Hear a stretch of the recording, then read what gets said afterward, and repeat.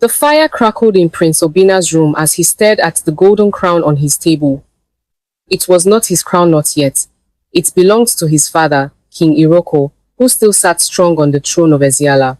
But in Obina's mind, he could already feel the heavy gold resting on his head. "Why must I wait?"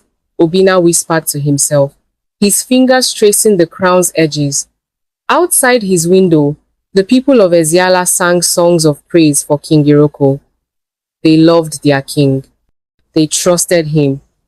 But Obina felt only jealousy burning in his chest like hot coals. Every day, he watched his father make decisions. Every day, he sat beside the throne, waiting, waiting, always waiting. The other princes in nearby kingdoms were already kings. They had taken their power. Why couldn't he? That night, as the moon hung low and red in the sky, Obina made a promise to himself. He would not wait much longer. Power called to him like a hungry lion calls for meat. And Prince Obina was ready to answer that call, no matter what it cost. 3 weeks later, a stranger arrived in Eziala. He was tall and thin, with eyes like black water, and a smile that made people look away. He claimed to be a trader from distant lands, but his bags held no goods, only shadows and whispers. The stranger found Prince Obina walking alone in the royal gardens. "Good evening, Prince," he said, his voice smooth like honey mixed with poison. "You look troubled." Obina stopped walking. No one was supposed to know he was here. The guard should have stopped any stranger from entering the royal gardens. "Who are you?" Obina asked, his hand moving to his sword. The stranger laughed softly. "I am someone who sees what others cannot see. I see a young man who is tired of waiting. I see a prince who dreams of wearing a crown that is not yet his." Obina's heart jumped. How did this stranger know his thoughts? "What do you want?" "The question is not what I want, Prince Obina. The question is what you want, and I believe I can help you get it." The stranger's eyes glowed in the moonlight, like a cat's eyes in the dark. The stranger led Obina deeper into the gardens, where the flowers grew wild and the trees cast long dancing shadows. Here, away from the palace guards, the man spoke in whispers that seemed to echo from everywhere and nowhere.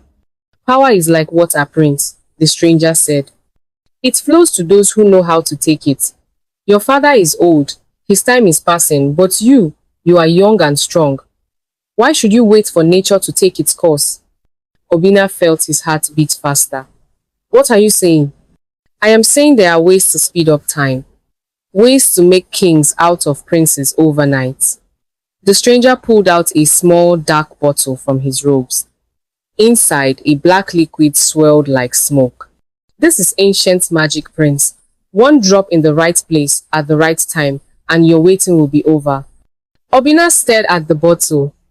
He knew what the stranger was offering. He knew it was wrong.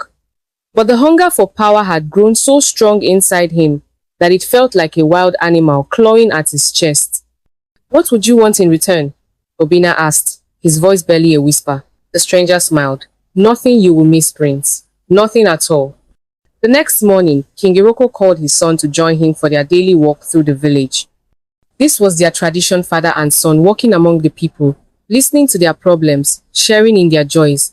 "Look at them, my son," King Iroko said as they watched children playing in the dusty streets. "These are our people. One day, you will be responsible for their happiness, their safety, their future." An old woman approached them, her back bent with age. "My king," she said, "my grandson is sick. The healers say they need rare herbs from the forest, but we have no money." Without hesitation, King Iroko removed a gold ring from his finger. "Take this, grandmother. Buy what your grandson needs, and tell the healers that the king himself asked them to care for the boy." The old woman wept with joy. The people around them cheered. They loved their king truly and deeply. Obina watched all this, and for a moment, he felt ashamed. His father was good. His father was loved. But then he remembered the crown, and the shame melted away, like ice in the sun. Love would not put the crown on his head. Only action would. That evening, the royal family gathered for dinner, as they did every night. King Iroko sat at the head of the long wooden table, telling stories of his youth. Queen Adana, Obina's mother, laughed at her husband's jokes. The palace was filled with warmth and love, but Obina could barely eat. The small bottle from the stranger felt heavy in his pocket, even though it weighed almost nothing. His hands shook as he reached for his cup. "Are you well, my son?" King Iroko asked, noticing Obina's pale face. "I am fine, father," Obina lied. "Just tired." When the servants brought the evening wine, Obina volunteered to serve his father's cup. His heart pounded like war drums as he poured the red wine. When no one was looking, he let a single drop from the stranger's bottle fall into his father's cup. The black liquid disappeared into the wine like it had never existed. King Iroko raised his cup. "To family," he said, smiling at his wife and son. "To love, to our beautiful kingdom of Eziala." "To family," Obina repeated, his voice breaking. King Iroko drank deeply, and Obina's world changed forever. 3 days later, King Iroko could barely stand. The illness came suddenly, like a storm in the dry season. The royal healers rushed to his bedside, but they could not understand what was wrong. "It is strange, my prince," the chief healer told Obina. "The king was healthy just days ago. Now his body grows weak, as if life itself is leaving him." Obina stood beside his father's bed, holding the king's hand. To everyone watching, he looked like a loving son, worried and heartbroken. But inside, guilt ate at him like termites eating wood. "Father," Obina whispered, "please get better." King Iroko opened his tired eyes. "My son," he said weakly, "if something happens to me, promise me you will take care of our people. Promise me you will be the king they deserve." Obina's throat felt tight. "Nothing will happen to you, father. You are strong." But King Iroko shook his head slowly. "I can feel it, my son. My time is coming. Promise me." "I promise, father," Obina said, and for the first time he meant it. But it was too late. The poison was already doing its work. King Iroko died on a Tuesday morning, just as the sun was rising over the mountains. The whole kingdom of Eziala wept. People came from far villages to pay their respects to the king who had loved them like his own children. Obina cried at the funeral. His tears were real, but they were tears of guilt, not grief. As he watched his father's body being buried in the royal tomb, he felt like he was burying part of his own soul. The people of Eziala looked at him with sympathy. "Poor Prince Obina," they said. "He loved his father so much. Look how he grieves." Queen Adana held her son's hand during the ceremony. "Your father would be proud of you," she whispered. "You are all we have left now." The stranger was nowhere to be seen. He had disappeared from the kingdom the night after King Iroko drank the poisoned wine, like smoke blown away by the wind. As dirt fell on his father's grave, Obina realized that he had gotten what he wanted. Soon, he would be king. But the taste of victory was bitter, like ashes in his mouth. 1 week after the funeral, Prince Obina became King Obina. The coronation ceremony was grand, but he felt cold. The golden crown that he had dreamed about for so long now felt heavy on his head, heavier than he had ever imagined. The chiefs of Eziala came to pledge their loyalty. One by one, they knelt before the new king, but Obina noticed that their eyes did not hold the same warmth they had shown his father. They obeyed because they had to, not because they wanted to. "Long live King Obina!" the people shouted, but their voices sounded empty. That night, in the royal chambers that had once belonged to his father, Obina sat alone on the throne. The palace was quiet, too quiet. The throne room felt cold, even though the day had been warm. As he sat there, Obina heard something that made his blood freeze. It was the sound of someone weeping, soft, sad crying that seemed to come from the walls themselves. He looked around, but he was alone. The guards outside the door had heard nothing. "It is just the wind," Obina told himself. But deep in his heart, he knew it was not the wind. Something else was in the palace now. Something that had come with the crown he had killed to wear. The weeping came every night after that. Sometimes it was soft, like a child crying for its mother. Sometimes it was loud, like the wails of a man in great pain. The servants began to whisper among themselves. "The palace is haunted," they said. "The king's spirit is not at rest." Obina pretended not to hear these whispers, but they followed him everywhere he went. He began to see things, shadows that moved when no one was there, doors that opened by themselves, And sometimes, late at night, he saw a figure walking the palace halls, a tall man in royal robes with King Iroko's face. You are imagining things, Obina told himself. Dead men do not walk. But the figure appeared more and more often. It never spoke. It just walked the halls, weeping, looking for something it had lost. The chiefs began to notice that their new king was always tired, always nervous. His hands shook during meetings. His eyes darted around the room as if he was watching for enemies that only he could see. The new king is not well, they whispered to each other.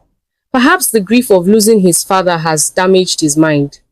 If only they knew the truth, Obina thought. If only they knew what grief really looked like. As weeks passed, strange things began happening throughout Eziala. Crops failed for no reason. Animals became sick. Rivers that had never run dry suddenly had no water. The people came to King Obina for help, but he had no answers. How could he fix problems that seemed to come from the very air itself? My king, said Chief Emeka, the oldest and wisest of his advisors. The people are suffering. They need strong leadership. They need hope. But Obina could barely lead himself. The guilt and fear were eating him alive from the inside. Every night, the weeping grew louder. Every day, the ghost of his father seemed more real, more angry. Perhaps we should consult the oracle, suggested Chief Ada, a young woman known for her wisdom. She might know why these troubles have come to our land. No, Obina shouted, then quickly controlled himself. We do not need the oracle. These problems will pass. But the chiefs exchanged worried looks. Their new king was not acting like a king should act. He was acting like a man with terrible secrets. One by one, the chiefs began to lose faith in King Obina. They had loved King Iroko. This new king brought only fear and uncertainty. Chief Emeka was the first to speak the words that others were thinking.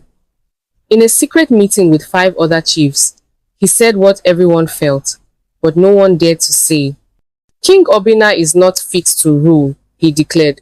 Look at our kingdom. Since he became king, nothing has gone right. The people suffer while he sits in his palace, jumping at shadows. But he is the rightful king, said Chief Kalu. King Iroko chose him as his heir. King Iroko chose him when he thought his son would be a good king, Chief Emeka replied. But look at what we have now. A man who cannot sleep, cannot eat, cannot make decisions. Our people deserve better. The other chiefs nodded slowly. They had all seen the changes in their kingdom. They had all noticed how their new king seemed haunted by invisible demons. What do you suggest we do? Asked Chief Ada. Chief Emeka stood up, his face serious. We must find a new king, someone strong, someone who can restore order to Eziala. It was treason, the highest crime in the kingdom. But as they looked around the room, each chief realized that they all felt the same way. King Obina had to go. Within days, word spread quietly through the kingdom. The chiefs were no longer loyal to their king. Obina knew that his chiefs were turning against him. He could see it in their eyes, hear it in their voices, but he was powerless to stop it. The guilt and fear had grown so strong that he could barely think clearly anymore. The ghost of his father appeared every night now, sometimes multiple times. It would stand at the foot of Obina's bed, staring at him with sad, accusing eyes. Sometimes the ghost would point at Obina. I'm sorry, father, Obina would whisper into the darkness. I'm so sorry. But the ghost never replied. He just stared and wept.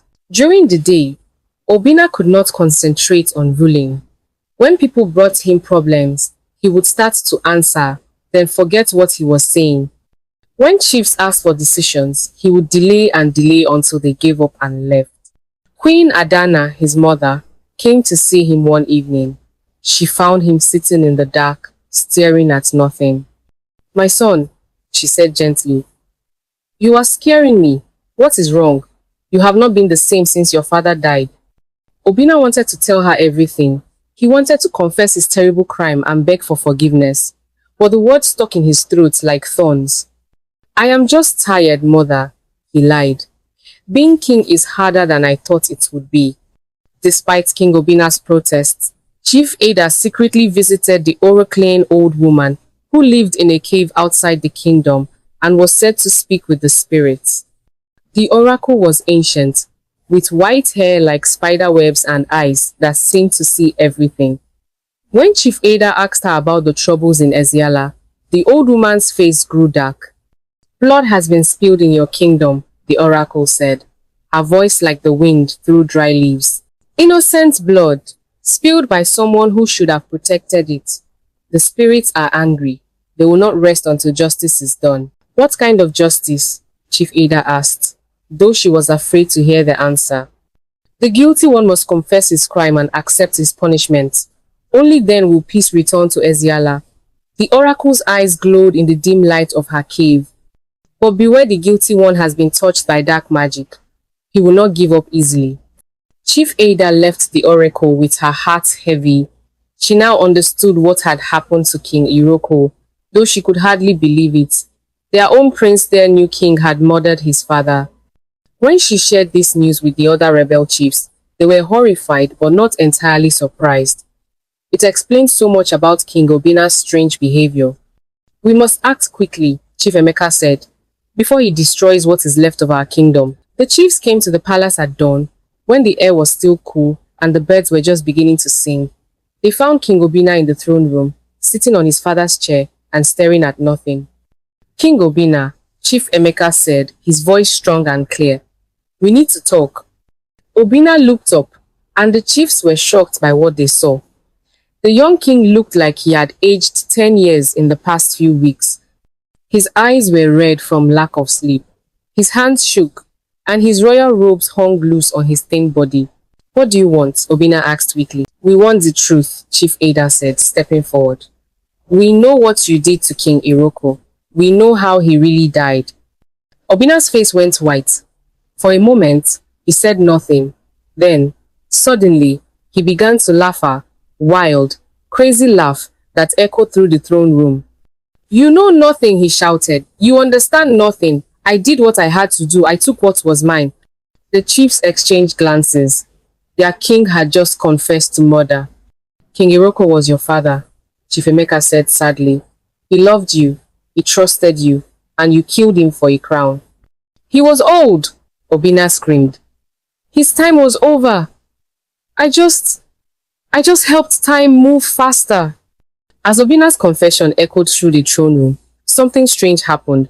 The air grew cold, colder than any of them had ever felt. The shadows on the walls began to move and dance, even though there was no wind. Then, slowly, a figure began to appear in the center of the room, like a living person, but clear and shimmering like moonlight on water. The chiefs fell to their knees in fear and respect, but the ghost of King Iroko looked only at his son. Obina, the ghost said, and his voice sounded like it came from very far away. My son, what have you done? Obina collapsed from his throne onto the floor. All his strength, all his defiance left him at once. Father, he sobbed. I'm sorry. I'm so sorry. I wanted to be king. I wanted power. But I never thought. You never thought what, my son? King Iroko's ghost asked gently. You never thought that power built on murder would bring you happiness. You never thought that a crown gained through betrayal would feel heavy on your head. I thought I wanted power, Obina wept, but all I got was pain. Every night I hear you crying. Every day I see your face. I can't eat. I can't sleep. I can't think. The crown is like a curse. The ghost of King Iroko looked sad but not angry. Power without love is just empty noise, my son. A crown without respect is just metal. You had my love. You had the people's trust. You had everything that mattered. But you threw it all away for something that was never real. There is still time to make things right, King Iroko's ghost continued. But the choice must be yours, Obina. What will you do now? Obina looked up at his father's spirit, then at the chiefs who had served his family for years. He thought about the people of Eziala who were suffering because of his selfishness.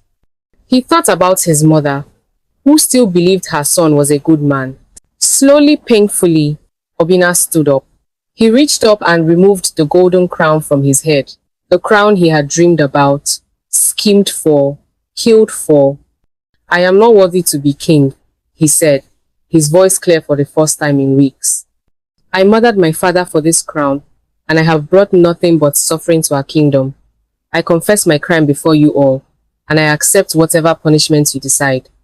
He placed the crown on the floor and stepped away from it. Chief Emeka picked up the crown and looked at it sadly. "This crown has been stained by blood," he said. "It cannot be worn again until it has been cleansed." The ghost of King Iroko smiled sadly at his son. "You have taken the first step toward healing, Obina, but the path will be long and difficult." As the ghost began to fade away, he spoke his final words. "Remember, power comes from serving others, not from ruling them. Learn this lesson well." The chiefs of Eziala held a long council to decide King Obina's fate. By the old laws, murdering a king even if that king was your father was punishable by death. But they also remembered that Obina had confessed his crime and shown true remorse. "He is young," said Chief Ada. "Perhaps he can still learn. Perhaps he can still become the man his father hoped he would be." After 3 days of discussion, they reached their decision. Obina would not be executed, but he would be exiled from Eziala forever. He would wander the world as a beggar with nothing but the clothes on his back. "You must learn what it means to have nothing," Chief Emeka told him.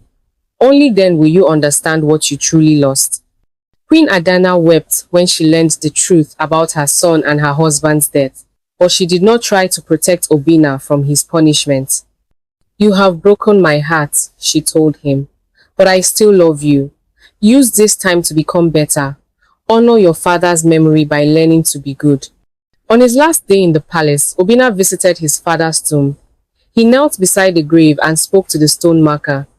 "I will try to become worthy of your forgiveness, father," he promised. "I don't know if I can ever make up for what I did, but I will spend the rest of my life trying." Then he walked out of the kingdom he had destroyed, carrying nothing but his guilt and his hope for redemption. Many years later, travelers would sometimes meet an old man on the roads far from Eziala. He was thin and weathered, with grey hair and sad eyes. He would help anyone who needed it, carrying water for thirsty children, sharing his meager food with hungry families, protecting the weak from bandits. Few people knew that this helpful stranger had once been a king. Fewer still knew that he was the son who had killed his father for power. But Obinafo, that was still his name, remembered every day. He remembered the weight of the crown that had brought him only misery. He remembered his father's love, which he had thrown away for nothing. And he remembered the lesson he had learned too late. Back in Eziala, the kingdom slowly healed. Chief Emeka became the new king, chosen by all the chiefs and loved by all the people. The crops grew again. The rivers flowed. The strange sickness that had plagued the land since King Iroko's death finally lifted.